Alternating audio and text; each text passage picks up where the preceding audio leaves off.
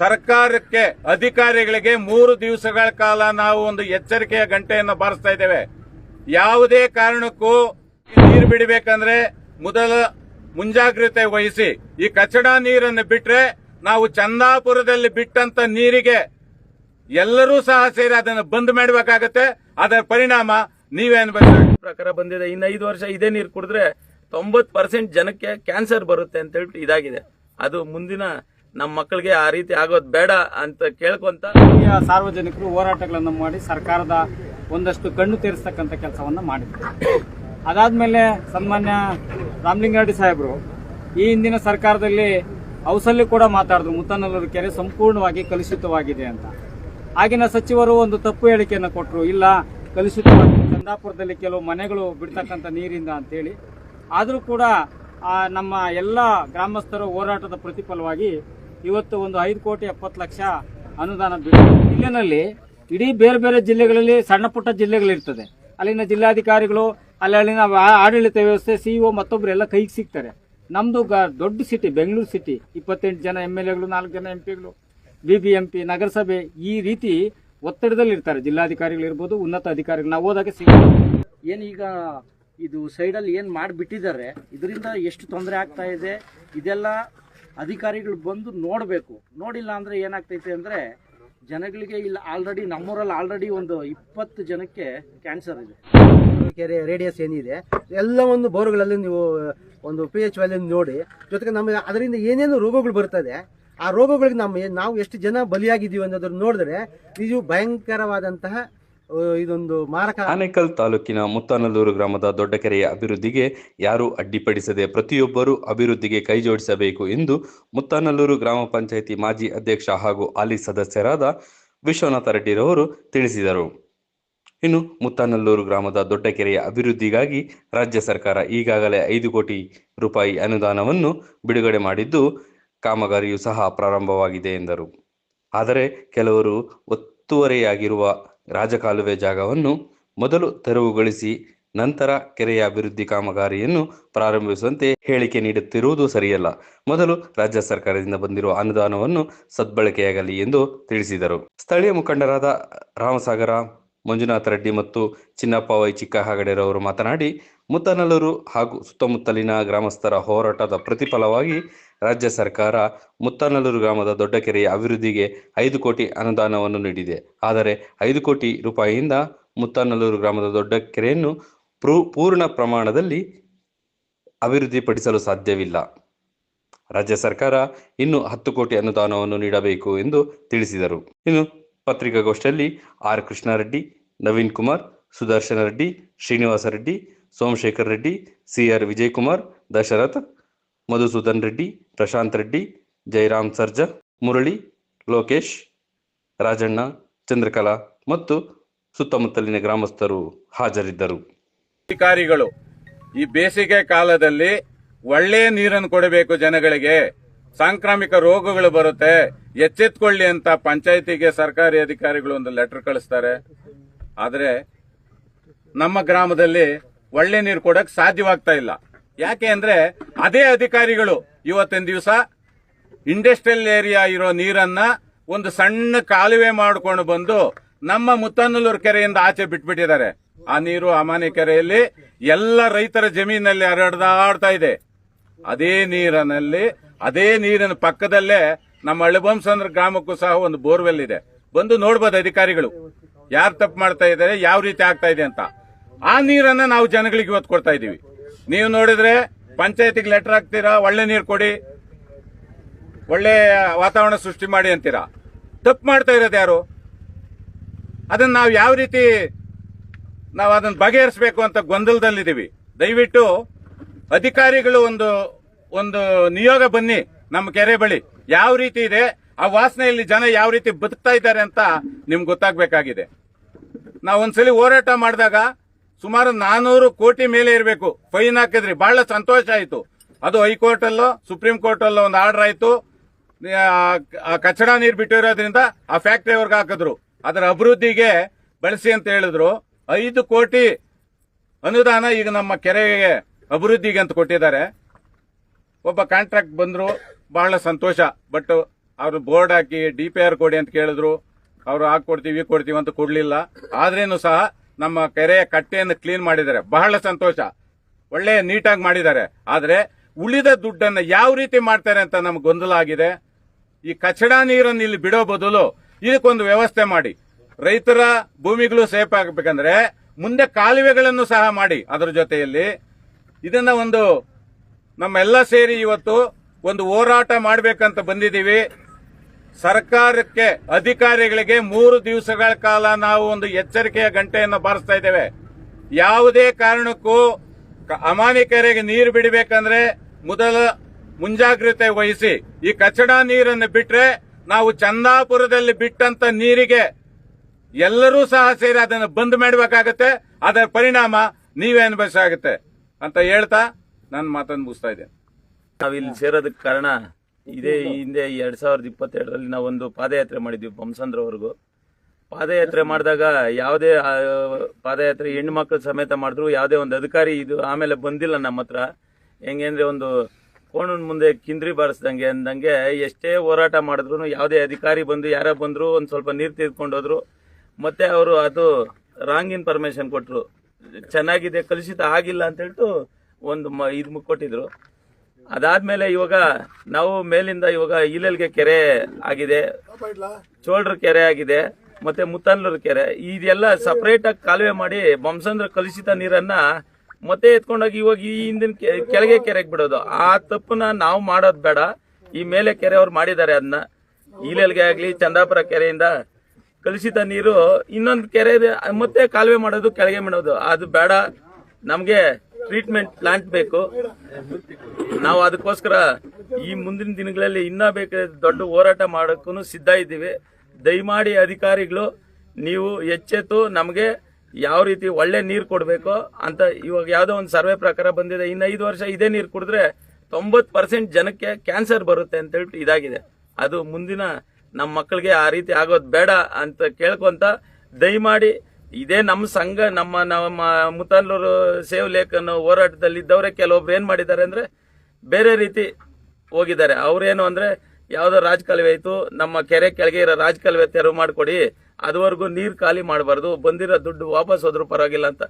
ನೋಡಿ ಅವ್ರಿಗೂ ಹೇಳ್ತಾ ಇದ್ದೀವಿ, ನಮ್ಗೆ ಇವಾಗ ಜನರಿಗೆ ತೊಂದರೆ ಆಗಿದೆ. ಈ ಸುತ್ತಮುತ್ತ ಗ್ರಾಮಗಳಿಗೆ ಒಂದು ಸೊಳ್ಳೆಗಳಾಗ್ಲಿ, ನಾವು ಕುಡಿತಾ ಇರೋ ಕಲುಷಿತ ನೀರಿಂದಾಗ್ಲಿ, ಒಂದು ಚರ್ಮ ರೋಗ ಆಗ್ಲಿ, ಕಣ್ಣು ದೃಷ್ಟಿ ದೋಷ ಆಗ್ಲಿ, ಎಲ್ಲ ತೊಂದರೆಗಳಾಗ್ತಾ ಇದೆ. ಇದನ್ನೆಲ್ಲ ಅರ್ಥ ಮಾಡ್ಕೊಂಡು ಎಲ್ಲರೂ ಸಹಕರಿಸಬೇಕು ಅಂತ ಹೇಳ್ಬಿಟ್ಟು ಎಲ್ಲರಲ್ಲೂ ಮನವಿ ಮಾಡ್ತಾ ಇದೀವಿ. ಮುಂದಿನ ದಿನಗಳಲ್ಲಿ ಅಧಿಕಾರಿಗಳು ಬಂದು ಇದನ್ನೆಲ್ಲ ಖುದ್ದು ಪರಿಶೀಲನೆ ಮಾಡಿ ನಮ್ಗೆ ನ್ಯಾಯ ಒದಗಿಸ್ಕೊಡ್ಬೇಕು. ಇಲ್ಲಾಂದ್ರೆ ಬಿಡುಗಡೆ ಆಗಿದೆ ಇವಾಗ 5,70,00,000 ಅನುದಾನ ಬಿಡುಗಡೆ ಆಗಿದೆ. ಅದನ್ನ ಇವಾಗ ಕಾಂಟ್ರಾಕ್ಟ್ ಅವರು ಹಾಕ್ತೀನಿ, DPR ಹಾಕ್ತಿವಿ ಅಂತ ಹೇಳಿದ್ದಾರೆ. ಹಾಕ್ಬಿಟ್ಟು ಅವ್ರು ಏನ್ ಮಾಡ್ತಾರ ಮಾಡ್ಲಿ. ಅಂದ್ರೆ ಆ ದುಡ್ಡು ಸಾಲಲ್ಲ, ಅದು ಎಲ್ಲರಿಗೂ ಗೊತ್ತು. 5 ಕೋಟಿ ಇಷ್ಟು ದೊಡ್ಡ ಕೆರೆನ ಇಡೀ ನಮ್ಮ ಆನೇಕಲ್ಲಲ್ಲಿರೋ ಕೆರೆಗಳಲ್ಲಿ ದೊಡ್ಡ ಕೆರೆ ಮುತ್ತನ್ಲೂರು ಕೆರೆ, ಅದು ಸಾಲಲ್ಲ ಅಂತ ಎಲ್ಲರಿಗೂ ಗೊತ್ತು. ಅರ್ಧ 2 ಭಾಗ ಮಾಡ್ಕೊಳ್ಳಿ, 2 ಭಾಗ ಮಾಡ್ಕೊಂಡು ಒಂದು ಭಾಗ ಕ್ಲೀನ್ ಮಾಡ್ಲಿ, ಆಮೇಲೆ ಇನ್ನೊಂದು ಭಾಗಕ್ಕೆ ಅಕಸ್ಮಾತ್ ಬೇರೆಯವ್ರ ಹತ್ರ ನಾವು ಹೋಗೋಣ. ಇವಾಗ ನಮ್ಮ ಸಚಿವರು ರಾಮಲಿಂಗಾರೆಡ್ಡಿ ಅವರು ಇದ್ದಾರೆ, ಅವ್ರ ಹತ್ರ ಹೋಗೋಣ. ಅವರು ಇದ್ರ ಬಗ್ಗೆ ಮೊದಲು ಚರ್ಚೆ ಮಾಡಿ ಇವಾಗ ಹಣ ಬಿಡುಗಡೆ ಮಾಡಿಸಿದ್ದಾರೆ. ನಮ್ಗೆ ಸಾಲಲ್ಲ ಅಂತ ಕೇಳೋಣ. ಅದು ಬಿಟ್ಟು ಇವಾಗ ಅಭಿವೃದ್ಧಿನೇ ಮಾಡೋದು ಬೇಡ ಅಂತ ಹೇಳಿದ್ರೆ ಅದು ತಪ್ಪಾಗುತ್ತೆ. ನಾವು ಇಲ್ಲಿ ಸುತ್ತಮುತ್ತ ಹಳ್ಳಿಗಳವರು ತುಂಬಾ ತೊಂದರೆ ಅನುಭವಿಸ್ತಾ ಇದ್ವಿ. ದಯಮಾಡಿ ಇದು ಅಧಿಕಾರಿಗಳು ನೋಡಿ ನಮ್ಗೆ ಮುಂದಿನ ದಿನಗಳಲ್ಲಿ ನ್ಯಾಯ ಒದಗಿಸ್ಕೊಡ್ಬೇಕು. ಇಲ್ಲಾಂದ್ರೆ ದೊಡ್ಡ ಉಗ್ರವಾದ ಹೋರಾಟ ಮುಂದಿನ ದಿನಗಳಲ್ಲಿ ಮಾಡಬೇಕು ಅಂತ ಎಚ್ಚರಿಸ್ತಾ. ಸರ್, ಕೆಲವರು ಸಮಾಜಗಳಿಗೆ ಹಾಕಿದ್ರೆ ಅಂದ್ರೆ ಏನು ರಾಜಕಾಲುವೆ ತಿರುಗು ಮಾಡಿ ಆಮೇಲೆ ಕೆರೆ ಅಭಿವೃದ್ಧಿ ಮಾಡಿ ಅಂತ. ಹೌದು, ಅದನ್ನೇ ನಾನು ಆವಾಗಲೇ ಹೇಳಿದ್ದೇನಂದ್ರೆ ಅವರು ಬೇರೆ ಯಾರು ಅಲ್ಲ, ಇದೇ ನಾವು ಸೇವ್ ಲೇಕ್ ಅಂತ ಹೋರಾಟ ಮಾಡಿದ್ದ ನಮ್ಮ ಜೊತೆನಲ್ಲಿ ಇದ್ದವರೇ. ಏನು ಅಂದ್ರೆ ಅವರು ಅರ್ಥ ಮಾಡ್ಕೋಬೇಕು. ಅವರು ಮುತ್ತನ್ಲೂರು ಕೆರೆಯಿಂದ ಕೆಳಗೆ ಆಲ್ಗಣ್ಣಲ್ಲಿಗೆ ಹೋಗೋ ರಸ್ತೆ ಇದೆ, ಸುಮಾರು 106 ವರ್ಷಗಳ ಹಿಂದೆ ಅದು ರಸ್ತೆ ಕಾಲುವೆನಂತೆ ಇದ್ದಿದ್ದು. ನಾವು ಹುಟ್ಟಿಲ್ಲ ಅವಾಗ, ಕಾಲುವೆನಂತೆ ಇದ್ದಿದ್ದು. ಅವ್ರೇನ್ ಮಾಡೋದು, ಫಸ್ಟ್ ಅದನ್ನ ತೆರವುಗೊಳಿಸಿ ಅದನ್ನ ಕಾಲುವೆ ಮಾಡಿಸಿ ಆಮೇಲೆ ನೀರು ಬಿಡಿ. ಇವಾಗ ಎಷ್ಟು ವರ್ಷ ಮುಂದಿನ ದಿನಗಳಲ್ಲಿ ಅದಕ್ಕೂ ಹೋರಾಟ ಮಾಡೋಣ. ನಾವು ಅದೇ ಹೇಳ್ತಾ ಇದೀವಿ, ಮುಂದಿನ ದಿನಗಳಲ್ಲಿ ಅವ್ರ ಜೊತೆನೂ ಅದಕ್ಕೂ ಹೋರಾಟ ಮಾಡೋಣ. ಇವಾಗ ಇದಕ್ಕೂ ಯಾವುದೇ ರೀತಿಯಲ್ಲಿ ಅಡ್ಡಿ ಪಡಿಸಬಾರ್ದು ಅಂತ ಹೇಳ್ಬಿಟ್ಟು ನಾವು ಕೇಳ್ಕೊಂತ ಇದೀವಿ. ನಮ್ಮ ಆನೇಕಲ್ ತಾಲೂಕಿನಲ್ಲಿ ಅತಿ ದೊಡ್ಡ ಕೆರೆ ಮುತ್ತನಲ್ಲೂರು ಅಮಾನಿ ಕೆರೆ. ಇದೆಲ್ರಿಗೂ ಗೊತ್ತಿರ್ತಕ್ಕಂಥ ವಿಚಾರ. ಕಳೆದ ಹಲವಾರು ವರ್ಷಗಳಿಂದ ನಮ್ಮ ಕೆರೆ ಸಂಪೂರ್ಣವಾಗಿ ಕಲುಷಿತವಾಗಿದೆ. ಇದಕ್ಕೆ ಮೂಲ ಕಾರಣ ಏನಪ್ಪ ಅಂತ ಹೇಳಿದ್ರೆ, ನಮ್ಮ ಬೊಮ್ಮಸಂದ್ರ ವ್ಯಾಪ್ತಿಯಲ್ಲಿ ಬರ್ತಕ್ಕಂಥ ಕೆಲವು ಪ್ರತಿಷ್ಠಿತ ಕಾರ್ಖಾನೆಗಳು ಮತ್ತು ಪ್ರತಿಷ್ಠಿತ ಆಸ್ಪತ್ರೆಗಳು ಇವರು ಸಂಪೂರ್ಣವಾಗಿ ಅಲ್ಲಿನ ಒಂದು ಏನು ಗಲೀಜನ್ನು ಮತ್ತು ತ್ಯಾಜ್ಯವನ್ನು ಚಂದಾಪುರದ ಚೋಳ್ರ ಕೆರೆಗೆ ಹರಿಸುವುದರ ಮುಖಾಂತರ ಅದರಿಂದ ನಮ್ಮ ಮುತ್ತನಲ್ಲೂರು ಕೆರೆ ಬಂದು ಸಂಪೂರ್ಣವಾಗಿ ಕಲುಷಿತವಾಗಿದೆ. ಈ ಕಲುಷಿತವಾಗಿರ್ತಕ್ಕಂಥ ಕೆರೆ ವಿಚಾರವಾಗಿ ಸುಮಾರು 6-7 ವರ್ಷಗಳಿಂದ ಕೂಡ ನಿರಂತರವಾಗಿ ಮುತ್ತನಲ್ಲೂರು ಗ್ರಾಮ ಪಂಚಾಯತಿ ವ್ಯಾಪ್ತಿಯ ಎಲ್ಲ ಹಳ್ಳಿಯ ಸಾರ್ವಜನಿಕರು ಹೋರಾಟಗಳನ್ನು ಮಾಡಿ ಸರ್ಕಾರದ ಒಂದಷ್ಟು ಕಣ್ಣು ತೆರೆಸ್ತಕ್ಕಂಥ ಕೆಲಸವನ್ನು ಮಾಡಿದ್ರು. ಅದಾದಮೇಲೆ ಸನ್ಮಾನ್ಯ ರಾಮಲಿಂಗಾರೆಡ್ಡಿ ಸಾಹೇಬರು ಈ ಹಿಂದಿನ ಸರ್ಕಾರದಲ್ಲಿ ಹೌಸಲ್ಲಿ ಕೂಡ ಮಾತಾಡಿದ್ರು ಮುತ್ತನಲ್ಲೂರು ಕೆರೆ ಸಂಪೂರ್ಣವಾಗಿ ಕಲುಷಿತವಾಗಿದೆ ಅಂತ. ಆಗಿನ ಸಚಿವರು ಒಂದು ತಪ್ಪು ಹೇಳಿಕೆಯನ್ನು ಕೊಟ್ಟರು, ಇಲ್ಲ ಕಲುಷಿತವಾಗಿಲ್ಲ, ಅದು ಯಾವುದೋ ಚಂದಾಪುರದಲ್ಲಿ ಕೆಲವು ಮನೆಗಳು ಬಿಡ್ತಕ್ಕಂಥ ನೀರಿಂದ ಅಂತೇಳಿ. ಆದರೂ ಕೂಡ ನಮ್ಮ ಎಲ್ಲ ಗ್ರಾಮಸ್ಥರ ಹೋರಾಟದ ಪ್ರತಿಫಲವಾಗಿ ಇವತ್ತು ಒಂದು 5,70,00,000 ಅನುದಾನ ಬಿಡುಗಡೆ ಆಗಿದೆ. ಈ 5,70,00,000 ಅನುದಾನ ಬಿಡುಗಡೆ ಮಾಡಿರೋದಕ್ಕೆ ನಾವೆಲ್ಲರೂ ಗ್ರಾಮಸ್ಥರು ಸರ್ಕಾರಕ್ಕೆ ಮತ್ತು ಅದಕ್ಕೆ ಹೋರಾಟ ಮಾಡಿದಂಥವರಿಗೆ ಬಿಡುಗಡೆ ಮಾಡಿದಂಥ ಎಲ್ಲ ಅಧಿಕಾರಿಗಳಿಗೆ ಅಭಿನಂದನೆ ಸಲ್ಲಿಸುತ್ತಾ, ಈಗ ಪ್ರಸ್ತುತ ಇವತ್ತಿಂದ ಸರ್ಕಾರದ ಒಂದು ಏನು ಬಜೆಟ್ ಅಧಿವೇಶನ ಆಗ್ತಾ ಇದೆ, ನಮ್ಗೆ ಇನ್ನೊಂದು 20 ಕೋಟಿ ಅನುದಾನವನ್ನು ಬಿಡುಗಡೆ ಮಾಡಬೇಕು ಅಂತಕ್ಕಂಥದ್ದು ನಮ್ಮೆಲ್ಲರ ಒಕ್ಕೊರಲಾಗಿದೆ. ನಾವೆಲ್ಲರೂ ಕೂಡ ನಮ್ಮ ಹಿರಿಯರಾದಂಥ ನಮಗೆ ಬೆನ್ನೆಲುಬಾಗಿರ್ತಕ್ಕಂಥ ರಾಮಲಿಂಗಾರೆಡ್ಡಿ ಸಾಹೇಬ್ ಮುಖಾಂತರ ನಮ್ಮ ಉಪ ಮುಖ್ಯಮಂತ್ರಿಗಳಲ್ಲಿ ಮನವಿಯನ್ನು ಮಾಡ್ತಕ್ಕಂಥ ಕೆಲಸವನ್ನು 2-3 ದಿನದಲ್ಲೇ ಮಾಡಬೇಕು ಅಂತಕ್ಕಂಥ ನಿಟ್ಟಿನಲ್ಲಿ ಇವತ್ತು ಎಲ್ಲರ ಸಮ್ಮುಖದಲ್ಲಿ ಮಾಡಬೇಕು ಅಂತ. ಯಾಕಂತ ಹೇಳಿದ್ರೆ ಈಗ ಇನ್ ಟೈಮ್ ಅದು ನಾವು ಪ್ರತಿ ವರ್ಷ ಪೂರ್ತಿ ಹೋರಾಟ ಮಾಡೋಕ್ಕೂ ಈಗ ಕೇಳೋದಕ್ಕೂ ವ್ಯತ್ಯಾಸ ಇರುತ್ತೆ. ಈಗ ಬಿಡುಗಡೆ ಮಾಡ್ತಕ್ಕಂಥ ಸಂದರ್ಭ ಈಗ ಒಂದು 20-30 ಕೋಟಿ ನಮಗೆ ಬಿಡುಗಡೆ ಮಾಡಬೇಕು ಅಂತ. ಪ್ರಸ್ತುತ ಈಗ 5,70,00,000 ಕಾಮಗಾರಿ ಏನಾಗಿದೆ, ಈಗಾಗಲೇ 2 ತಿಂಗಳು ಆಗಿದೆ. ಇನ್ನು 4 ತಿಂಗಳಲ್ಲಿ ಕೆಲಸ ಮುಗಿಬೇಕು. ಮತ್ತೆ 2-3 ತಿಂಗಳಲ್ಲಿ ಮಾನ್ಸೂನ್ ಶುರುವಾಗುತ್ತೆ, ಮಳೆಗಳು. ಈಗ ನಮ್ಮಲ್ಲಿ ಕೆಲವು ಗೊಂದಲಗಳಾಗಿದ್ದಾವೆ. ಏನಪ್ಪ ಅಂತ ಹೇಳಿದ್ರೆ, ನೀವು ಕಾಮಗಾರಿ ಮಾಡೋಕ್ಕೆ ಮೊದಲು ರಾಜಕಾಲುವೆಗಳನ್ನು ತೆರವುಗೊಳಿಸಿ, ಒತ್ತುವರಿದಾರರನ್ನು ತೆರವುಗೊಳಿಸಿ, ಮತ್ತು ತೂಬಲ್ಲಿ ನೀರು ಬಿಡಿ, ಹೀಗೆ ಅವ್ರು ಕೇಳ್ತಕ್ಕಂಥದ್ದೆಲ್ಲವೂ ಒಳ್ಳೆ ವಿಚಾರನೆ. ಆದರೆ ಈಗ ನಾವು ಕೆರೆಯನ್ನು ಬಂದಿರತಕ್ಕಂಥ ಅನುದಾನವನ್ನು ಸದುವಿನಿಯೋಗ ಪಡಿಸ್ಕೊಂಡಿರ ನಾವು ಆ ಕೆಲಸಕ್ಕೆ ಹೋದಾಗ ಸಮಯ ವ್ಯರ್ಥ ಆಗುತ್ತೆ, ಜೊತೆಗೆ ನಮ್ಮ ಹಣವೂ ಕೂಡ ವ್ಯರ್ಥ ಆಗ್ತದೆ. ಮತ್ತೆ ಈಗ ಬಿಡುಗಡೆ ಆಗಿರ್ತಕ್ಕಂಥ ನಾವು ಉಪಯೋಗಿಸ್ಕೊಂಡಿಲ್ಲ ಅಂದರೆ ಇನ್ನು 30 ಕೋಟಿ 50 ಕೋಟಿ 100 ಕೋಟಿ ತಂದರೂ ಕೂಡ ಆಗೋದಿಲ್ಲ. ಈಗ ನಾವು ನೀರನ್ನು ಹೊರಗಡೆ ಹೋಗಿ ನಾವು ಯಾವಾಗ ಕೆರೆ ಖಾಲಿ ಆಗ್ತದೆ ಆಗ ವಿಸ್ತೀರ್ಣ ಯಾರು ಒತ್ತುವರಿ ಮಾಡ್ಕೊಂಡಿರ್ತಾರೆ ಅಂತಕ್ಕಂಥದ್ದು ನಮ್ಗೆ ಅರಿವು ಬರುತ್ತೆ. ಅದಕ್ಕೆ ಅಧಿಕಾರಿಗಳ ಮುಖಾಂತರನೇ ಮಾಡಿಸ್ಬೇಕಾಗ್ತದೆ. ಮತ್ತು ಈಗ ತೂಬು ಈಗ ಏಕಾಏಕಿ ನಮ್ಮ ಸಹೋದರ ನಾಗೇಶ್ವರ್ ಇದ್ದಾರೆ, ಅವ್ರಿಗೆ ಗೊತ್ತಿದೆ ತೂಬು ಎತ್ತಬೇಕು ಇಳಿಸೋದು ಯಾವ ರೀತಿ ಅಂತ ಅವ್ರಿಗೆ ಗೊತ್ತಿದೆ. ಅವ್ರನ್ನೆಲ್ಲ ಕೇಳಿದಾಗ ಅದೆಲ್ಲ ಕಿಲುಬು ಕಟ್ಕೊಂಡಿದೆ, ಯಾವುದೇ ಕಾರಣಕ್ಕೂ ಅದನ್ನು ರಿಮೂವ್ ಮಾಡೋಕ್ಕೆ ಸಾಧ್ಯ ಇಲ್ಲ. ರಿಮೂವ್ ಮಾಡಿದ್ರು ಕೂಡ ಹಿಂದೆ ಅಲ್ಲಿ ಇರ್ತಕ್ಕಂಥ ಕಾಲುವೆಗಳಲ್ಲಿ ಹರಿದು ಹೋಗ್ತಾ ಇಲ್ಲ. ಈಗಾಗಲೇ ಈಗ ಒಂದು ಪ್ರಕ್ರಿಯೆ ಮಾಡಿದ್ದಾರೆ. ಹಳೆ ಚಂದಾಪುರ ಬೊಮ್ಮಸಂದ್ರ ಕೆರೆ ನೀರುಗಳು ಆ ಗಬ್ಬು ಗಲೀಜು ನೀರನ್ನು ಇಲ್ಲಿ ಒಂದು ಪ್ರಕ್ರಿಯೆಯಲ್ಲಿ ಕಾಲುವೆಯಲ್ಲಿ ಹರಿದು ಹೋಗ್ತದೆ. ಅದೇ ಕಾಲುವೆನಲ್ಲಿ ಹರಿದು ಹೋಗ್ತಕ್ಕಂಥ ಕೆಲಸವನ್ನು ಮಾಡಬೇಕು ಅಂತಕ್ಕಂಥದ್ದು ಈ ಹಿಂದೆ ಈಗಾಗಲೇ ಕೆಲವರಿಗೆ ಗೊಂದಲ ಆಗಿದೆ. ನಮ್ಮ ಜಮೀನ್ ಮೇಲೆ ಹೋಗ್ತಾ ಇದೆ, ನಮ್ಮ ಕಾಲುವೆಗಳ ಮೇಲೆ ಹೋಗ್ತಾ ಇದೆ, ನಮಗೆ ತೊಂದರೆ ಆಗ್ತದೆ ಅಂತ. ನಾವು ಅವರಲ್ಲಿ ಒಂದು ಮನವಿ ಅನ್ನೋದು, ಹೌದು ಅವ್ರಿಗೆ ತೊಂದರೆ ಆಗ್ತದೆ. ಒಂದು ವೇಳೆ ನಮ್ಮಲ್ಲಿ ಆವಾಗ ಪ್ರಕೃತಿ ವಿಕೋಪಗಳಾಗ್ತದೆ, ಅತಿ ಹೆಚ್ಚು ಮಳೆ ಬಂದು ಕೆರೆ ಕೋಡಿ ತುಂಬಿ ಹೋದಾಗ ಅದು ಪ್ರಾಕೃತಿಕವಾಗಿ ಹರಿದು ಹೋಗ್ತದೆ, ಆವಾಗ ಯಾವ ರೀತಿ ಸಮಸ್ಯೆ ಆಗಲ್ಲ. ಆದರೆ ಈಗ ಸಮಸ್ಯೆ ಆಗುತ್ತೆ. ಸಮಸ್ಯೆ ಆದಾಗ ಅದು ಪರಿಹಾರನೂ ಕೂಡ ಆಗುತ್ತೆ. ಹೆಂಗೆ ಪರಿಹಾರ ಆಗುತ್ತೆ ಅಂದರೆ ಇದು ಕೆರೆ ಸ್ವಚ್ಛತೆ ಆಗ್ತದೆ. ಈಗಾಗಲೇ ಆ ಕಡೆ ಎಂಥದ್ದು ಬೊಮ್ಮಸಂದ್ರ ಚಂದಾಪುರ ಕಡೆ ಅವರು ಪ್ಲಾಂಟೇಷನನ್ನು ಮಾಡೋಕ್ಕೆ ಹೊರಟಿದ್ದಾರೆ. ಒಂದು ವೇಳೆ ಅವರು ಪ್ಲಾಂಟೇಷನ್ ಮಾಡಿ ಒಳ್ಳೆ ನೀರು ಕೊಟ್ಟಾಗ ನಮ್ಮಲ್ಲಿ ಇದೇ ಗಲೀಜು ನೀರು ಹಿಂಗೆ ಇರ್ತದೆ. ನಮ್ಮ ಮಧು ಕೇಳಿದ್ರು, ಅಣ್ಣ ಇದಕ್ಕೆ ಶಾಶ್ವತ ಪರಿಹಾರ ಏನು ಅಂತ. ಶಾಶ್ವತ ಪರಿಹಾರ ಅಂದರೆ ಇದು ಸ್ವಚ್ಛತೆ ಆಗಬೇಕು, ಅಲ್ಲಿ ಟೀ ಪ್ಲಾಂಟೇಷನ್ ಆಗಬೇಕು, ಆವಾಗ ಹರಿದು ಹೋಗ್ತದೆ. ಆಮೇಲೆ ನಾವು ಎಲ್ಲವೂ ಒಂದೇ ಸರಿ ಆಗಬೇಕು ಅಂತ ಹೇಳಿದ್ರೆ ಅದಕ್ಕೆ ಕಷ್ಟ ಆಗ್ತದೆ. ಆಮೇಲೆ ನಾವೆಲ್ಲರೂ ಕೂಡ ಕೇಳ್ತಕ್ಕಂಥ ಮನೋಭಾವನೆ ಕೇಳಬೇಕು. ಈಗ ಕೆಲವ್ರದ್ದು ಸಹೋದರದ್ದು ಏನು ಮನವಿ ಅಂದರೆ, ಚಂದಾಪುರ ಕೆರೆಗೆ 20 ಕೋಟಿ ದುಡ್ಡು ಬಂತು, ಅದನ್ನ ಸರಿಯಾದ ರೀತಿಯಲ್ಲಿ ಸದ್ಬಳಕೆ ಆಗಿಲ್ಲ, ಗಲೀಜೆ ಬಿಟ್ಬಿಟ್ರು. ಒಂದು ಕಾರಣ, ಚಂದಾಪುರದ ಕೆರೆಯಲ್ಲಿ ಯಾರೂ ಕೂಡ ಅದು ಮುಕ್ತಾಯ ಅಂತದವರೆಗೂ ಯಾರು ಕೇಳೋಕೆ ಹೋಗಿಲ್ಲ. ನಾವು ಪ್ರಾರಂಭದಲ್ಲೇ ಎಚ್ಚೆತ್ಕೊಂಡಿದ್ದೀವಿ. 100 ಜನ 1000 ಜನ ಇವತ್ತು ಪ್ರತಿನಿತ್ಯ ನಾವು ಇದ್ದೀವಿ, ನಾವು ಕೇಳ್ತಕ್ಕಂಥವ್ರು ಆಗಿದ್ದೀವಿ. ಮತ್ತು ನಾವು ಹಿಂಗೆ ಮಾಡಿಸಿ ಅಂತಕ್ಕಂಥದ್ದನ್ನ ನಾವೆಲ್ಲ ಕೂಡ ಅವರಿಗೆ ಸಲಹೆಗಳನ್ನು ಕೊಡೋದಕ್ಕೆ ಇಲ್ಲೆಲ್ಲ ಹಿರಿಯರಿದ್ದಾರೆ, ಯುವಕರಿದ್ದಾರೆ, ಪ್ರತಿನಿತ್ಯ ನಾವು ನೋಡ್ತಾ ಇರ್ತೀವಿ. ಹಂಗಾಗಿ ಅವ್ರಿಗೂ ನಮ್ಗೆ ವ್ಯತ್ಯಾಸ ಏನಪ್ಪ ಅಂತ ಹೇಳಿದ್ರೆ, ಅವ್ರು ಹೇಳೋ ಜನ ಏನಂದರೆ ಅಲ್ಲಿ 20 ಕೋಟಿನೇ ಬಂದು ಸರಿ ಮಾಡಿಲ್ಲ, ಇನ್ನು 5 ಕೋಟಿಯಲ್ಲಿ ಆಗ್ತದ ಅಂತ. ಆದರೆ 5 ಕೋಟಿಯನ್ನು ಇವತ್ತು ನಾವು ಅವ್ರ ಇಂಜಿನಿಯರು ಹೇಳಿದ್ದಾರೆ 3 ದಿನದಲ್ಲಿ ಬೋರ್ಡ್ ಹಾಕ್ತೀವಿ ಅಂತ, DPR ಕೊಡ್ತೀನಿ ಅಂತ. ಆ 5 ಕೋಟಿನ ಸದ್ವಿನಿಯೋಗ ಮಾಡ್ಕೊಳ್ಳೋಣ. ನಾವು ಬಂದಿರತಕ್ಕಂಥದ್ದನ್ನೇ ಬಳಸ್ಕೊಂಡಿಲ್ಲ ಅಂದರೆ ಇನ್ನು ಹೆಚ್ಚಿನ ಅನುದಾನವನ್ನು ಹೆಂಗೆ ಬಳಸ್ಕೊಳಕ್ಕೆ ಸಾಧ್ಯ? ಹಾಗಾಗಿ ಮತ್ತೆ ಈಗ ವಿಶ್ವನಾಥ್ ಅಣ್ಣರು ಹೇಳಿದ್ರು, ಒಂದು ವೇಳೆ ನಾವು ಬೇರೆದಕ್ಕೆಲ್ಲನೂ ಈಗ ಅಲ್ಲೆಲ್ಲ ಸಮಸ್ಯೆ ಆಗುತ್ತೆ, ಎಲ್ಲವಕ್ಕೂ ಹೋರಾಟವನ್ನು ಮಾಡೋದು. ಆದರೆ ಅಧಿಕಾರಿಗಳೇ ನಮಗೆ ಬೆನ್ನೆಲುಬು, ಅವರೇ ಸಪೋರ್ಟು. ನಾವು ಅವರನ್ನು ಎಂಥದ್ದು ಅವ್ರ ಮನವೊಲಿಸಿ ಕೆಲಸ ಮಾಡಿಸ್ಬೇಕಾಗ್ತದೆ. ಆಮೇಲೆ ಇವತ್ತು ಏನಪ್ಪ ಅಂತ ಹೇಳಿದ್ರೆ ನಮ್ಮ ಜಿಲ್ಲೆನಲ್ಲಿ ಇಡೀ ಬೇರೆ ಬೇರೆ ಜಿಲ್ಲೆಗಳಲ್ಲಿ ಸಣ್ಣ ಪುಟ್ಟ ಜಿಲ್ಲೆಗಳಿರ್ತದೆ.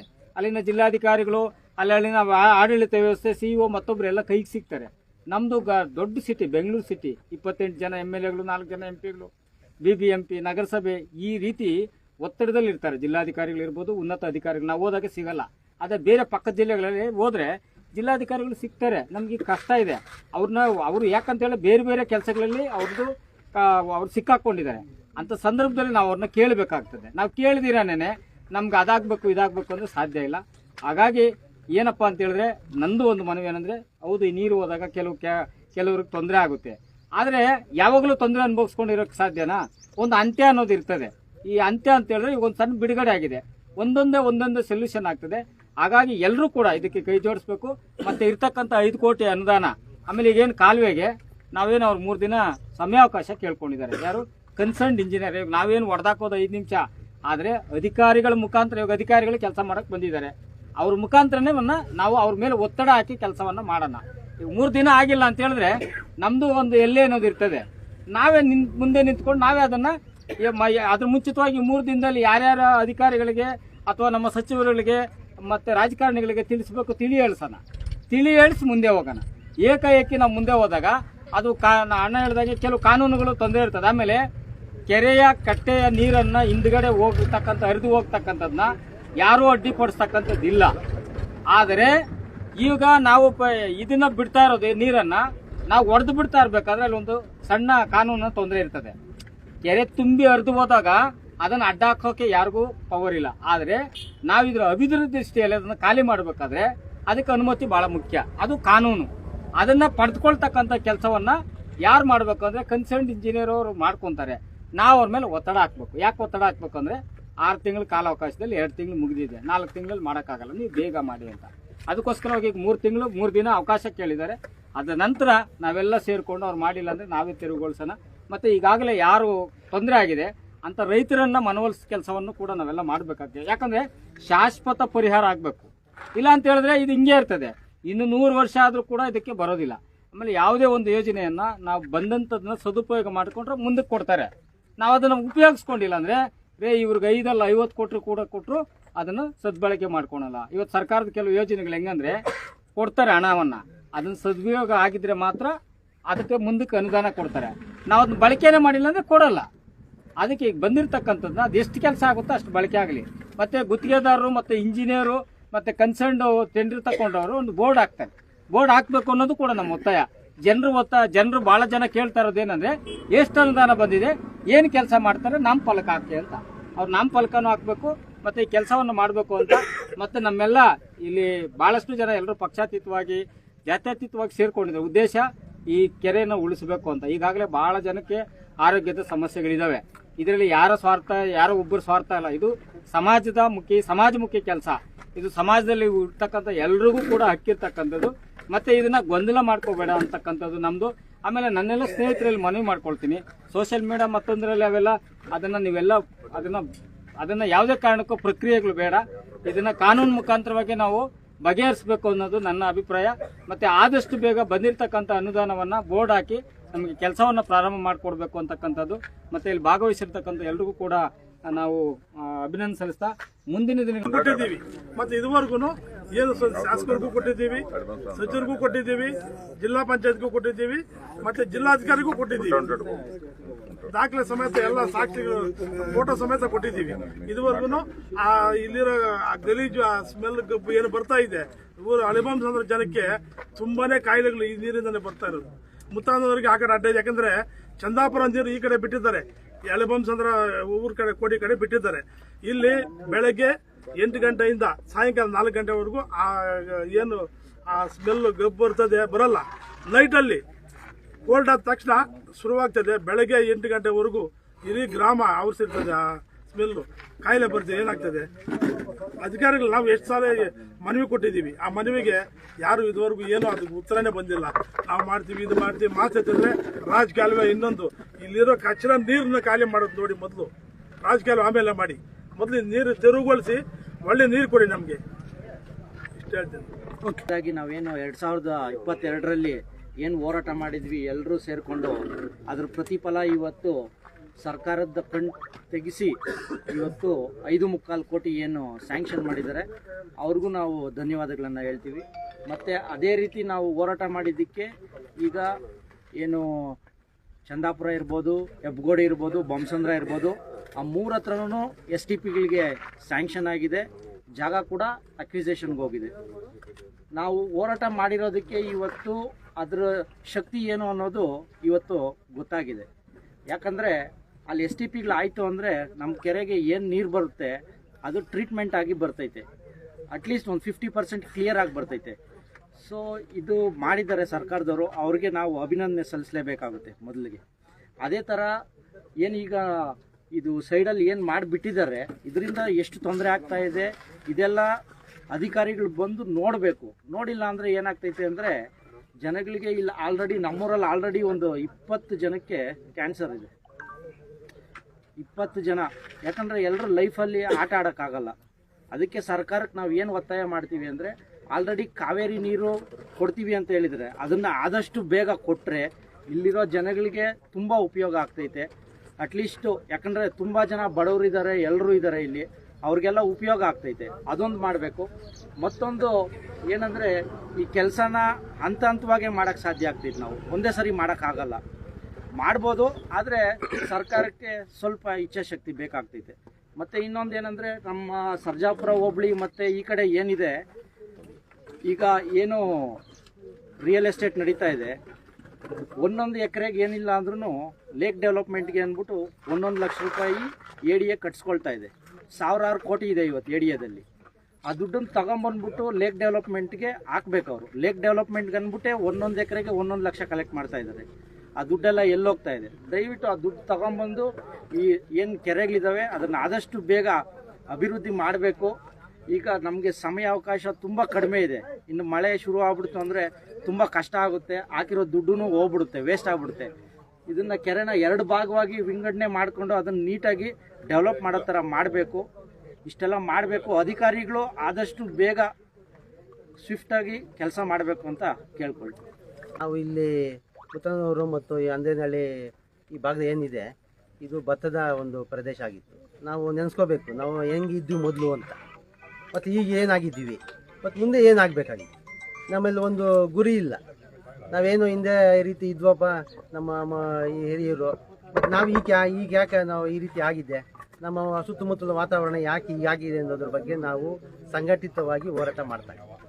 ಇಲ್ಲಿ ನಮ್ಮ ಇಂಡಿವಿಜುವಲ್ ಆಗಿ ನಾವು ಕೆರೆ ಆ ರೀತಿ ಇದೆ, ಕೆರೆ ಈ ರೀತಿ ಇದೆ ಅಂತ ಅನ್ನೋ ಒಂದು ಮಟ್ಟದಲ್ಲಿ ನಾವು ಇದೀವೇ ಹೊರತು ಸಂಘಟಿತವಾಗಿ ಹೋರಾಟ ಮಾಡಿದಾಗ ಇಂತಹ ಒಂದು ಸಮಸ್ಯೆಗಳು ಪರಿಹಾರ ಆಗ್ತಾ ಇದೆ. ಆ ನಿಟ್ಟಿನಲ್ಲಿ ನಾವು ಇವತ್ತು ಮುತ್ತನೂರು ಕೆರೆ 167.37 ಹೆಕ್ಟೇರ್ ಪ್ರದೇಶವನ್ನು ಹೊಂದಿರುವಂಥದ್ದು. 260 ಹೆಕ್ಟೇರ್ ಪ್ರದೇಶವನ್ನು ಅಚ್ಚುಕಟ್ಟು ಅಂದರೆ ಕೆರೆ ಗದ್ದೆ ಪ್ರದೇಶವನ್ನು ಹೊಂದಿರುವಂಥದ್ದು. ಜೊತೆಗೆ 126.7 CMTF ಅಂದರೆ ನೀರು ಶೇಖರಣಾ ಸಾಮರ್ಥ್ಯ ಈ ಒಂದು ಮುತ್ತನೂರು ಕೆರೆಗೆ ಇದೆ. ಈ ಇಡೀ ಆನೇಕಲ್ ತಾಲೂಕಿನಲ್ಲಿ ಅತಿ ಹೆಚ್ಚು 2ನೇ ದೊಡ್ಡ ಕೆರೆ ಅಂದರೆ ಮುತ್ತನೂರು ಕೆರೆ. ಯಾಕೆ ಇದು ಮುತ್ತನೂರು, ರಾಮಸಾಗರ ಈ ಸುತ್ತಮುತ್ತಲ ಭಾಗ ಎಲ್ಲ ಸೇರ್ಕೊಂಡು ಇದು ಒಂದು ಬಹಳ ಅನುಕೂಲವಾದಂತಹ ಪ್ರದೇಶ. ಆದರೆ ಇವತ್ತು ಹೆಚ್ಚು ಕುಲುಷಿತ ಆಗ್ತಾ ಇದೆ. ನಾವು ಬರೀ ಇವತ್ತು ಕುಲುಷಿತ ಆಗಿದೆ, ರೋಗ ರುಜಿನಗಳು ಬರ್ತಾ ಇದೆ ಅಂತ ನಾವು ಹೇಳ್ತಾ ಇದ್ದೀವಿ. ಆದರೆ ನಾವು ಇಲ್ಲಿ ನಾವು ಯಾಮಾರಿದ್ದೀವಿ, ಎಲ್ಲಿ ನಾವು ಎಡವಿದ್ದೀವಿ ಅನ್ನೋದ್ರ ಬಗ್ಗೆ ನಾವು ಯೋಚನೆ ಮಾಡ್ತಾ ಇದ್ದೀವಿ. ಇವತ್ತು ಸರ್ಕಾರದ ಬರೀ ಎಲ್ಲಕ್ಕೂ ಕೂಡ ನಾವು ಸರ್ಕಾರದ ಅನುದಾನವನ್ನೇ ನಂಬ್ತಾ ಇದ್ವಿ. ಆದರೆ ನಮ್ಮ ಹೋರಾಟದ ಫಲ ಎಲ್ಲಿದೆ? ಇಲ್ಲಿ ನಾವು ಹಂತವಾಗಿ ನಾವು ಹೋರಾಟ ಮಾಡಬೇಕಿದೆ. ಪ್ರಾರಂಭದ ಹಂತದಲ್ಲಿ ನಾವು ಹೋರಾಟ ಮಾಡಬೇಕಾಗಿತ್ತು, ಆದರೆ ನಾವು ಅಲ್ಲಿ ಎಡವಿಬಿಟ್ಟಿದ್ವಿ. ಆದರೆ ಎಲ್ಲ 60-70% ಈ ಸಮಸ್ಯೆ ಆದಾಗ ನಾವು ಇವತ್ತು ಈ ಮಟ್ಟಕ್ಕೆ ನಾವು ಬಂದಿದ್ವಿ. ಆದರೆ ಇದು ಮುತ್ತನೂರು ಕೆರೆಯಿಂದ ಮುತ್ತನೂರು ಸುತ್ತಮುತ್ತ ಭಾಗದಿಂದ ಈ ಒಂದು ಸಮಸ್ಯೆ ಉದ್ಭವ ಆಗಿಲ್ಲ. ಇದು ಮುಖ್ಯವಾಗಿ ಬೊಮ್ಮಸಂದ್ರ, ಜಿಗಣಿ ಮತ್ತು ಚಂದಾಪುರ ಭಾಗದಂಥ ಈ ಸ್ಯಾನಿಟರಿ ನೀರು ಏನಿದೆ ಅಲ್ಲಿಂದ ಇಲ್ಲಿ ಉದ್ಭವ ಆಗ್ತಾ ಇದೆ. ಅದನ್ನು ನಾವು ತಡೆಗಟ್ಟುವ ಒಂದು ಪ್ರಯತ್ನ ನಾವು ಇದುವರೆಗೂ ಮಾಡಲಿಲ್ಲ. ನಾವು STP ಪ್ಲಾಂಟ್ ಮಾಡಬೇಕಾಗಿತ್ತು, ಮಾಡಿಲ್ಲ. ನಮ್ಮಲ್ಲಿ ಅಂಥ ಸಾಮರ್ಥ್ಯ ಇಲ್ಲ. ಜೊತೆಗೆ ಅಲ್ಲಿ ನಾವು ಆ ತಡೆಗಟ್ಟುವಂಥ ಪ್ರಕ್ರಿಯೆ ಮಾಡಲಿಲ್ಲ. ಎಲ್ಲಿಂದ ಇದು ಬರ್ತದೆ ಇಲ್ಲಿ ಈ ಒಂದು ಮುತ್ತನೂರು ಕೆರೆ ಸುತ್ತಮುತ್ತ ಭಾಗದಿಂದ ನಮ್ಮ ಜನರಿಂದ ಇದು ಆಗಿಲ್ಲ ನಾವು ಅದು ನಾವು ಅನುಭವಿಸ್ತಾ ಇದೀವಿ. ಇವತ್ತು ಮುತ್ತನೂರು ಭಾಗದ ಜನ ಇವತ್ತು ಸಾಕಷ್ಟು ರೋಗ ರುಜಿನಗಳನ್ನು ಅನುಭವಿಸ್ತಾ ಇದೆ. ಇವತ್ತು ನೀರಿನ pH ವ್ಯಾಲ್ಯೂ ಒಂದ್ಸಾರಿ ಗಮನಿಸಿರಿ, ಅದನ್ನ ತಗೊಂಡ್ಬಿಟ್ಟು ಒಂದು ವ್ಯಾಲ್ಯೂಯೇಷನ್ ಬೇರೆ ಬೇರೆ ಬೋರ್ಗಳಲ್ಲಿ ಏನಿದೆ ಮುತ್ತನೂರು ಭಾಗದಲ್ಲಿ ಅಥವಾ ಅಂದನಹಳ್ಳಿ ಭಾಗದಲ್ಲಿ ಬರೀ ಒಂದು 3-4 ಕಿಲೋಮೀಟರ್ ರೇಡಿಯಸ್ ಏನಿದೆ ಒಂದು ಸುತ್ತ ಈ ಮುತ್ತನೂರು ಕೆರೆ ರೇಡಿಯಸ್ ಏನಿದೆ ಎಲ್ಲ ಒಂದು ಬೋರ್ಗಳಲ್ಲಿ ನೀವು ಒಂದು pH ವ್ಯಾಲ್ಯೂ ನೋಡಿ. ಜೊತೆಗೆ ನಮಗೆ ಅದರಿಂದ ಏನೇನು ರೋಗಗಳು ಬರ್ತದೆ ಆ ರೋಗಗಳಿಗೆ ನಾವು ಎಷ್ಟು ಜನ ಬಲಿಯಾಗಿದ್ದೀವಿ ಅನ್ನೋದನ್ನು ನೋಡಿದ್ರೆ ಇದು ಭಯಂಕರವಾದಂತಹ ಇದೊಂದು ಮಾರಕ ವ್ಯವಸ್ಥೆ ಅಂತ ಒಂದು ಸಂದರ್ಭದಲ್ಲಿ ಹೇಳ್ತೀವಿ. ಆ ನಿಟ್ಟಿನಲ್ಲಿ ನಾವು ಇವತ್ತು ನಾವು ನಮ್ಮಲ್ಲಿ ದುಡ್ಡಿಲ್ಲ, ಏನು ಇವತ್ತು ಇಷ್ಟು ಕುಲುಷಿತ ಆಗಿಬಿಟ್ಟಿದೆ.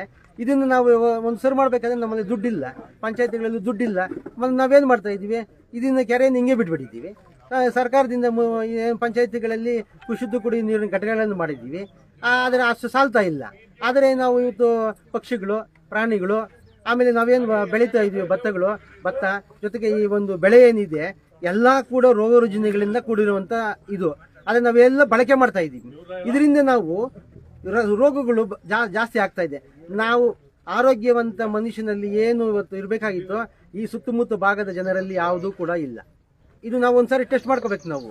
ಇದು ಕಾರಣ ಏನಂದ್ರೆ ಈ ಮುತ್ತನೂರು ಕೆರೆ ಇದು ನಾವು ಪ್ರತಿ ಸಾರಿಯಿಂದ ಮುತ್ತನೂರು ಕೆರೆ ಶುದ್ಧ ಇದಾಗ್ಬಿಟ್ಟಿದೆ ಅನ್ನೋದಕ್ಕಿಂತ ಇದಕ್ಕೆ ಮೂಲ ಎಲ್ಲಿಂದ ಬರ್ತಾ ಇದೆ, ಯಾಕೆ ಇದು ಈ ರೀತಿ ಒಂದು ಸಮಸ್ಯೆ ಆಗಿದೆ ಮುತ್ತನೂರು ಕೆರೆ ಅನ್ನೋದಕ್ಕೆ ನಾವು ಒಂದು ಅಷ್ಟು ಜನ ಒಂದು ಸಮಿತಿಯನ್ನು ಮಾಡ್ಕೋಬೇಕು.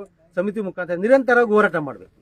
ಇವು ಬರೀ ನಾವು ಇವತ್ತು ತೊಂದರೆ ಆಗಿದೆ, ಇದು ಯಾವುದೋ ಸರ್ಕಾರದಿಂದ ಅನುದಾನ ಬಂದಿದೆ, ಏನು ವ್ಯವಸ್ಥಿತ ಮಾಡಬೇಕು ಅನ್ನೋದಕ್ಕಿಂತ ಹೆಚ್ಚಾಗಿ ಇಲ್ಲಿ ಹಂತವಾಗಿ ಪ್ರತಿ ಒಂದು 6 ತಿಂಗಳಿಗೆ ಒಂದು ವರ್ಷಕ್ಕೆ ಒಂದು ಮೀಟಿಂಗ್ ಅಂತ ಸೇರಿ ನಾವು ಏನು ಮಾಡಬೇಕು, ಇದನ್ನು ಖಾಲಿ ಮಾಡಬೇಕಾದ್ರೆ ಏನು ಮಾಡಬೇಕು, ಅಭಿವೃದ್ಧಿ ಮಾಡಬೇಕಾದ್ರೆ ಏನು ಮಾಡಬೇಕು, ಒಂದು ಯೋಜನೆ ಇರಬೇಕು ನಮ್ಮಲ್ಲಿ.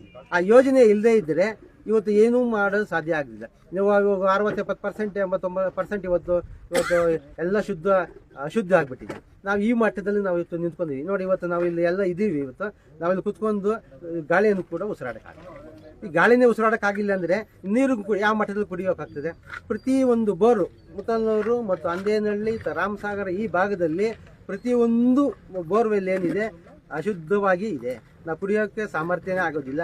ಇಂಥದ್ದನ್ನು ನಾವು ಇವತ್ತು ಹಸುಗಳು ಕುಡಿತವೆ, ಪಕ್ಷಿಗಳು ಕುಡಿತವೆ, ಇವತ್ತು ಏನೋ ಬೆಳೆ ಬೆಳೀತಾ ಇದ್ದೀವಿ. ಇದನ್ನು ನಾವು ಸೇವಿಸಿದಾಗ ನಾವೇನಾಗ್ತೀವಿ? ದಯವಿಟ್ಟು ಎಲ್ಲರೂ ಸೇರಿ ಏನು ಈ ಭಾಗದಂತಹ ನಾಗರಿಕರು ಏನಿದ್ದಾರೆ ಹಂತವಾಗಿ ಒಂದು ಏನೇನು ಮಾಡಬೇಕು ಅನ್ನೋ ಪ್ರಕ್ರಿಯೆಗಳನ್ನು ಮಾಡಬೇಕಾದ್ರೆ ಹಂತವಾಗಿ ಹೋಗ್ಬೇಕು. ನಾವು DC ಮುಖಾಂತರ ಅಥವಾ ಸರ್ಕಾರಕ್ಕೆ ಅಥವಾ ಮಂತ್ರಿ ಮುಖಾಂತರ ನಮ್ಗೆ ಏನಾಗಬೇಕು ಅದರ ಎಸ್ಟಿಮೇಷನ್ ನಮ್ಗೆ ಗುರಿ ಇಲ್ಲ. ಇವತ್ತು 50 ಕೋಟಿ ಬೇಕಾ 20 ಕೋಟಿ ಬೇಕಂದ್ರೆ ನಾವು ಹೇಳ್ತೀವಿ ಹೊರತು ನಾವು ಆ ಸೋರ್ಸ್ ಎಲ್ಲಿಂದ ಬರ್ತದೆ ನಮಗೆ? ಅದಕ್ಕೋಸ್ಕರ ಇದು ಹಂತವಾಗಿ ಮತ್ತು ರಾಜಕಾಲುಗಳನ್ನು ತೆರವು ಮಾಡಬೇಕು. ರಾಜಕಾಲುಗಳನ್ನು ತೆರವು ಮಾಡಬೇಕಾದ್ರೆ ಸರ್ವೆ ಆಗಬೇಕು. ಈ ನೀರನ್ನು ಬಿಡಬೇಕಾದ್ರೆ ಮುಂದಕ್ಕೆ ಎಲ್ಲ ಹೋಗ್ತದೆ. ಇವೆಲ್ಲ ಕೂಡ ನಾವು ವ್ಯವಸ್ಥಿತವಾಗಿ ಕೆಲಸ ಮಾಡಬೇಕು. ಇದಕ್ಕಿಂತ ಮುಂಚಿತವಾಗಿ ಎಲ್ಲಿ ಅಶುದ್ಧ ಆಗ್ತದೆ ಅಲ್ಲಿ ತಡೆಗಟ್ಟುವಂಥ ಕೆಲಸ ಆದಾಗ ಮಾತ್ರ ಇವೆಲ್ಲನೂ ಒಂದು ಪ್ರಕ್ರಿಯೆ ಆಗ್ತದಂತ ನನ್ನ ಒಂದು ಅಭಿಲಾಷೆ. ಇಲ್ಲಿ ಸೇರಿರ್ತಕ್ಕಂಥ ಒಂದು ಉದ್ದೇಶ ಬಂದು ನಮ್ಮ ಕೆರೆನ ಉಳಿಸ್ಕೊಳ್ಳೋದಕ್ಕೆ ಅಂತ ಸೇರಿರೋದು. ಈ ಒಂದು ಕಾರ್ಯಕ್ರಮವನ್ನು ನಾವು 2 ವರ್ಷದ ಹಿಂದೆನೆ ಮಾಡಿದ್ವಿ. ನಮ್ಮ ಕೆರೆನ ತುಂಬಾ ಕಲುಷಿತ ಮಾಡಿದ್ರು ಮುತ್ತನಲ್ಲೂರು ಕೆರೆನ. ಮುತ್ತನಲ್ಲೂರು ಕೆರೆ ಬಂದು ನಮ್ಮ ತಾಲೂಕಿಗೆ ದೊಡ್ಡ ಕೆರೆ, ಬಟ್ ಅದನ್ನ ತುಂಬಾ ಕಲುಷಿತ ಮಾಡಿದ್ರು ಈ ಕಡೆ ಬಯೋಕಾನ್ ಕಂಪನಿ ಕಡೆಯಿಂದ. ಸೊ ಅದನ್ನ ನಾವು ಉಳಿಸ್ಕೋಬೇಕು ಅಂತ ತುಂಬಾ ಹೋರಾಟ ಮಾಡಿದ್ವಿ. ಹಾಗಾಗಿ ಈಗ ನಮ್ಗೆ ಅದಕ್ಕೆ ಒಂದು ಬೆಲೆ ಸಿಕ್ಕಿದೆ ಅಂತ ಹೇಳ್ಬೋದು. ಆದ್ರೆ ಆ ಬೆಲೆ ಈಗ ಏನ್ ಮಾಡ್ತಾ ಇದೆ, ಕೆರೆನ ತೆರವು ಮಾಡ್ಬೇಕು ಅಂತ ಬಂದಿದ್ದಾರೆ. ಅದಕ್ಕಂತಾನೆ ಫಂಡ್ ಸಹ ರಿಲೀಸ್ ಆಗಿದೆ. ಆದ್ರೆ ಅದಕ್ಕೆ ಬೇಕಾಗಿರೋ ಅಂತ ಅದಕ್ಕೆ ಕ್ರಮಬದ್ಧವಾಗಿ ಮಾಡುವಂತಹ ಒಂದು ಫಂಡು ರಿಲೀಸ್ ಆಗಿಲ್ಲ. ಯಾಕಂದ್ರೆ ಅದನ್ನ ಮಾಡ್ಬೇಕು ಅಂತ ಮುಂದಕ್ಕೆ ಬಂದಿರೋದನ್ನ ನೀಟಾಗಿ ಕ್ರಮಬದ್ಧವಾಗಿ ಮಾಡಿದ್ರೆ ಅದು ಸಹ ನಮ್ಮ ಗ್ರಾಮಕ್ಕೆ ಒಳ್ಳೇದಾಗುತ್ತೆ. ಈಗಾಗಲೇ ನಾವು ನಮ್ಮ ಕೆರೆಯಿಂದ ತುಂಬಾ ಅಂದ್ರೆ ಆ ಕೆರೆನ ಕಲುಷಿತ ಮಾಡಿರೋದ್ರಿಂದ ತುಂಬಾ ಜನಕ್ಕೆ, ರೈತರಿಗಿರ್ಬೋದು, ಇಲ್ಲಿ ವಾಸಿಸ್ತಕ್ಕಂಥ ಗ್ರಾಮಸ್ಥರಿಗಿರ್ಬೋದು, ಎಲ್ಲಾ ಸುತ್ತಮುತ್ತಲ ಗ್ರಾಮಸ್ಥರಿಗೆ, ಮಕ್ಕಳಿಗೆ ಅನಾರೋಗ್ಯ ಉಂಟಾಗಿದೆ. ಅದನ್ನ ಈಗ ನಾವು ಕಡಿಮೆ ಮಾಡ್ಕೋಬೇಕಂದ್ರೆ ನಾವು ಹೋರಾಟ ಮಾಡಲೇಬೇಕು ಅಂತ ಇಲ್ಲಿ ಬಂದಿರತಕ್ಕಂಥ ಒಂದು ಉದ್ದೇಶ. ಮತ್ತೆ ನಮ್ಗೆ ನಮ್ಮ ಕೆರೆಯನ್ನ ಉಳಿಸ್ಕೊಡಿ, ಆ ಕೆರೆಗೆ ಈಗಾಗಲೇ ಕಲುಷಿತ ಆಗಿರೋದನ್ನ ಹೇಗೆ ತೆರವು ಮಾಡಬೇಕು ಅದನ್ನ ಕ್ರಮಬದ್ಧವಾಗಿ ಮಾಡ್ಕೊಡಿ. ಏನೋ ನಾವು ಮಾಡಿದ್ವಿ ಹೋದ್ವಿ ಅನ್ನೋ ತರ ಇರಬಾರ್ದು. ನೀಟಾಗಿ ಮಾಡೋದ್ರಿಂದ ನಮ್ಮ ಒಂದು ಗ್ರಾಮನೂ ಸಹ ಮಕ್ಕಳು ನೆಕ್ಸ್ಟ್ ಪೀಳಿಗೆಗೆ ಒಂದು ಒಳ್ಳೆ ಆಧಾರವಾಗುತ್ತೆ. ಹಾಗಾಗಿ ದಯವಿಟ್ಟು ಈ ಕೆರೆನ ಉಳಿಸ್ಕೊಡೋ ಅಂತ ಜವಾಬ್ದಾರಿ ಬಂದು ನಮ್ಮ ಸರ್ಕಾರಕ್ಕೆ ನಾವು ವಹಿಸ್ತಾ ಇದ್ದೀವಿ. ಇದನ್ನ ಆದಷ್ಟು ಬೇಗ ಮಾಡಿದ್ರೆ ಒಳ್ಳೇದು. ಯಾಕಂದ್ರೆ ಮಕ್ಕಳಿಗೆ ಈಗಾಗಲೇ ಅನಾರೋಗ್ಯಗಳು ತುಂಬಾ ಉಂಟಾಗ್ತಾ ಇದೆ. ಮಕ್ಕಳಿಗೆ ಅಲ್ಲ, ಎಲ್ಲ ಮಹಿಳೆಯರಿಗೂ ಸಹ, ಈ ಭಾಗದಲ್ಲಿ ಇರ್ತಕ್ಕಂಥ ಎಲ್ಲ ಜನರಿಗೂ ಸಹ ತೊಂದರೆ ಆಗ್ತಾ ಇದೆ. ಅಲ್ಲದೆ ಇಲ್ಲಿ ತುಂಬಾ ಜನ ರೈತರಿದ್ದಾರೆ. ರೈತರಿಗೆ ಬೇಕಾಗಿರ್ತಕ್ಕಂಥ ಒಳ್ಳೆ ನೀರು ಸಿಗ್ತಾ ಇಲ್ಲ ಯಾವುದೇ ಒಂದು ಬೆಳೆ ಬೆಳೆಯೋದಕ್ಕೆ. ಹಾಗಾಗಿ ಇದನ್ನ ಆದಷ್ಟು ತೆರವು ಮಾಡಿಕೊಟ್ರೆ ಒಳ್ಳೇದು. ಮತ್ತೆ ಅದನ್ನ ಕ್ರಮಬದ್ಧವಾಗಿ ಮಾಡಿ, ಯಾವುದೇ ತೆರವು ಮಾಡಿದ್ರು ಸಹ ಕ್ರಮಬದ್ಧವಾಗಿ, ನೀಟಾಗಿ, ಮತ್ತೆ ಯಾವುದೇ ರೀತಿಯ ಕಲುಷಿತವಾಗದೇ ಇರೋ ತರ ಮಾಡಿಕೊಟ್ರೆ ಒಳ್ಳೇದು ಅಂತ ನಾನು ಕೇಳ್ತೀನಿ.